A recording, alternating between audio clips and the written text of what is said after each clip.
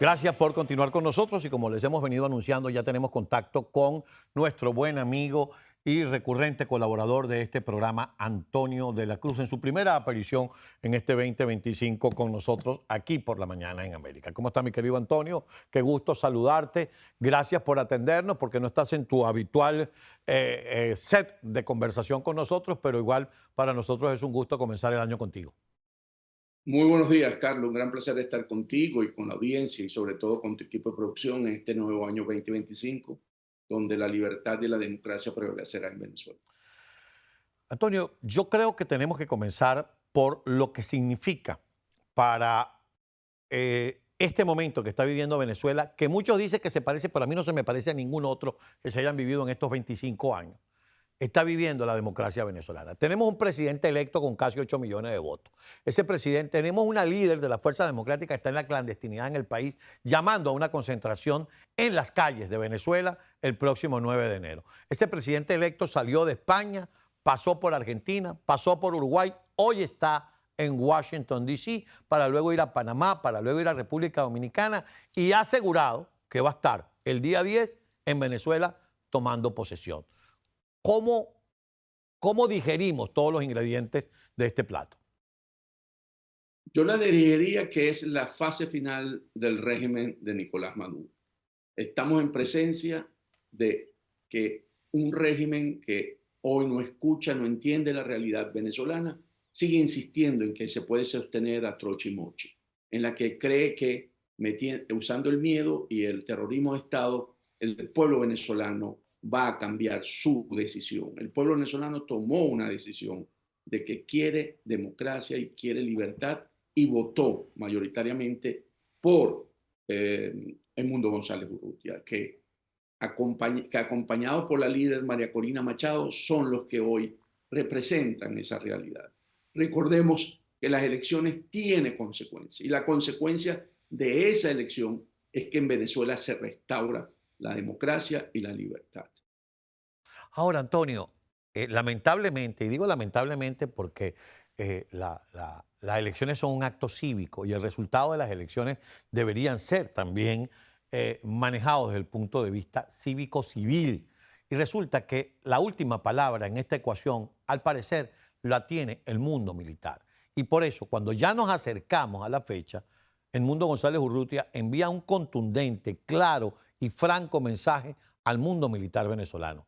Le dice, en una constitución promovida por Hugo Chávez Frías, para aquellos que dicen que respetan la constitución y que respetan la memoria de Hugo Chávez, bueno, en una constitución promovida por Hugo Chávez está establecido que el 10 de enero toma posesión aquel que la soberanía popular eligió. Y me eligieron a mí, eso es lo que él está diciendo. Pues yo quiero tomar posesión porque así me lo manda la Constitución y me voy a convertir en el comandante en jefe de la Fuerza Armada. Ese mensaje tiene llegada en el militar venezolano, según tu entender. Totalmente. La última palabra, Carlos, mi querido amigo, es el pueblo. El pueblo tomó una decisión el 28 de julio y el 10 de enero o el 9 de enero que está convocando María Carolina Machado volverá a tomar esa decisión. Entonces la última palabra la tienen los venezolanos civiles, tanto en el exterior como adentro. Y las fuerzas militares lo que hacen es acompañar esa decisión, esa voluntad que tomó el pueblo venezolano, esa soberanía popular que hay que hacer respetar. Y ahí está la clave del mensaje de Edmundo González. Él dice, respetar la soberanía popular. Y por lo tanto, es un mensaje a que ustedes son los garantes de la Constitución, pero no del acto civil que fue el voto, que también fueron garantes cuando permitieron que las actas salieran de los centros electorales para demostrar que había una decisión donde el pueblo buscó resolver esta crisis política por una lucha no violenta. Y por lo tanto, lo que el mundo le está diciendo a ese sector militar, ustedes son los que tienen que garantizar que este pueblo que ya decidió pueda seguir marchando en paz. Edmundo González también se dirige, Antonio, a los militares que votaron por él. Y eso yo lo he venido utilizando como argumento en los últimos días, porque cada vez que la gente nos pregunta, ¿y qué van a hacer los militares? Bueno, los militares también hablaron con el voto. Ahora, como venezolanos y como militares, lo que deberían hacer es pedir que se respete ese voto que fue emitido. En los centros de votación, a pesar de que el régimen nucleó a militares, nucleó a policías un poco para tenerlos controlados, o sea, los tenían controlados donde votar, pero no cómo votar, porque en todos los centros de votación donde votan los militares, ganó Edmundo González.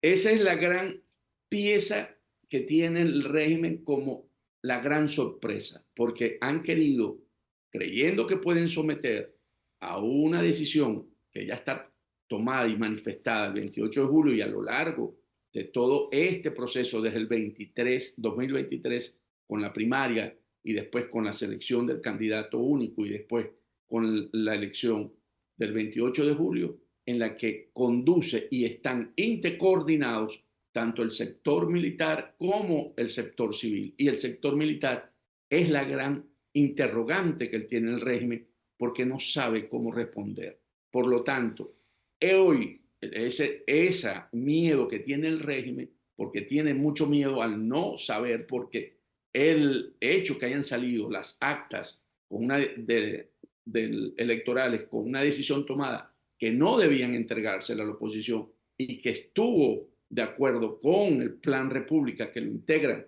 las Fuerzas Armadas, es hoy esa misma condición. Creen que pueden someter a un pueblo creyendo que se pueden sostener sobre bases que no son sólidas. Están en la fase final donde nadie se atreve a decirle a Maduro y a su régimen que no cuentan hoy con las mayorías. ¿Por qué? Porque serían señalados como traicioneros. Y eso ocurre en las etapas finales de las dictaduras. Si vemos la caída de Hitler, cuando vemos esa película, vemos cómo Hitler amenaza a sus generales y les dice, y nadie se atreve a decir que está perdiendo en cada uno de los frentes de batalla. Y así ocurrió con Bashar al-Assad en Siria, y así ocurre con todos estos, ¿verdad? Gaddafi en Libia, con cada uno de ellos, en la que no leen la realidad y a la final tienen una salida poco deseada porque cerraron todas las posibilidades de una transición pacífica. Maduro está cerrando esa transición y por lo tanto las consecuencias para él, los costos, eso que siempre ha dicho María Corina Machado, van a ser más altos tratando de quedarse en el poder que buscando una salida. Está el tema de la posibilidad de una negociación. Tú y yo lo hemos conversado con anterioridad, Antonio. Ya vamos a pasar al tema del apoyo de la comunidad internacional, porque la presencia de Edmundo González hoy en Washington es sumamente importante, sobre todo porque se está reuniendo con el presidente en ejercicio. No se habla todavía de una reunión con el presidente electo.